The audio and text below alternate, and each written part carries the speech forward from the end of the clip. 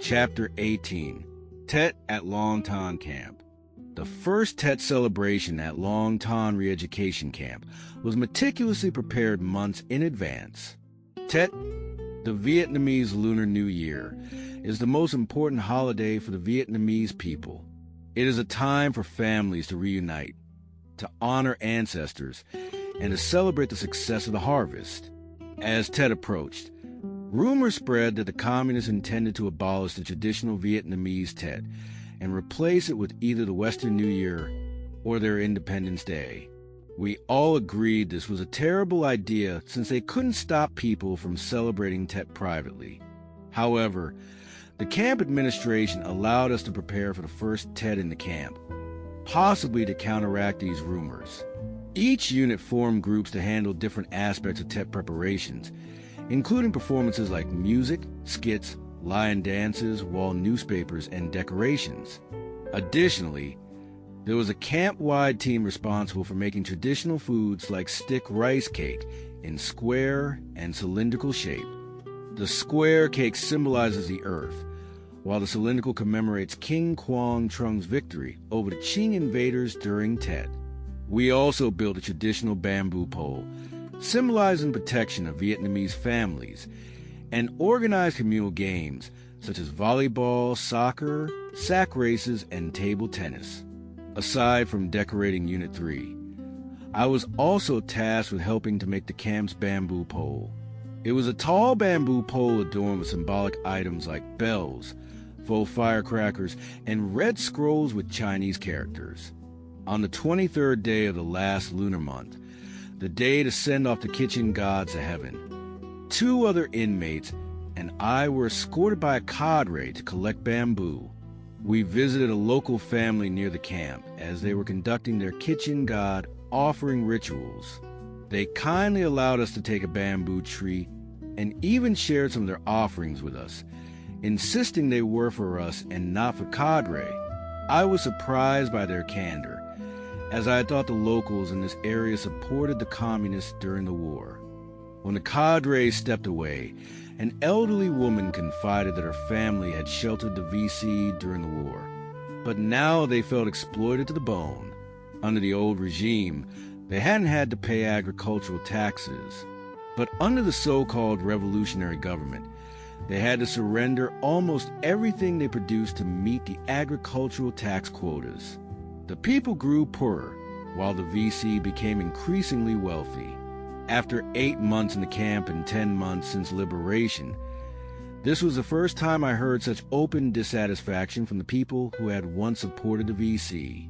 I didn't dare join the conversation, but simply nodded as I listened. In the camp, we planned to hang lanterns in the dormitories and around the grounds.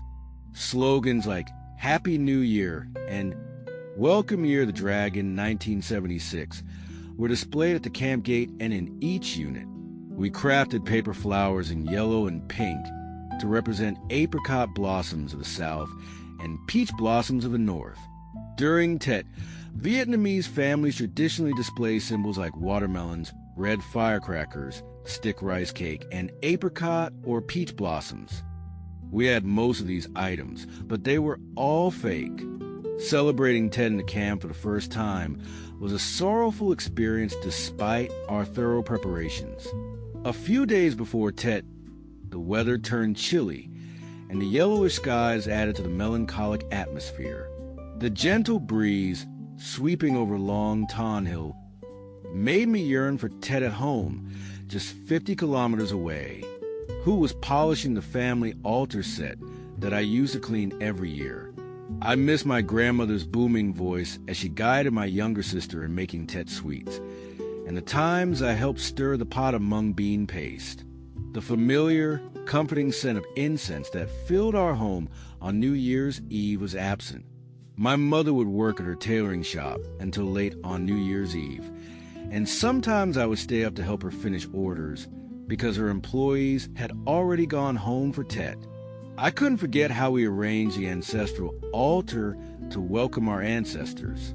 Everything felt so vivid in my mind as I endured this first Tet away from home. Nothing could replace the warmth of Tet with family. The VC urged us to adapt to communal life. But how could we embrace such a life when we yearn for our personal freedom? As everyone prepared for Tet, there was little enthusiasm in the air. On New Year's Eve, camp administrators and cadres visited each dormitory to offer their greetings. We had to stay awake to receive them, even past midnight. They wished us progress in our re-education, so we could return to our families soon. But no one believed their words anymore. On the first day of the new year, we exchanged greetings out of habit, but it felt like mere politeness. The games we had meticulously organized saw minimal participation. We couldn't even form 2 full soccer teams and had to settle for volleyball matches among Units 1, 3, and 4. A memorable moment during the sack race competition was when the winners were Nan, a one-leg former collaborator of mine, and Colonel Fan, a former mayor of Saigon, who also had only one leg. Everyone harbored faint hopes of being released during Tet, but the 3 days passed quietly. Shortly after Tet, trucks loaded with cement bricks arrived at the camp. We wondered what they were for, and I suspected the VC were preparing to fortify the camp's walls. We were tasked with stacking the bricks along the main road, and soon walls were built along the road, enclosing the camp and separating the living quarters. Our space grew increasingly confined.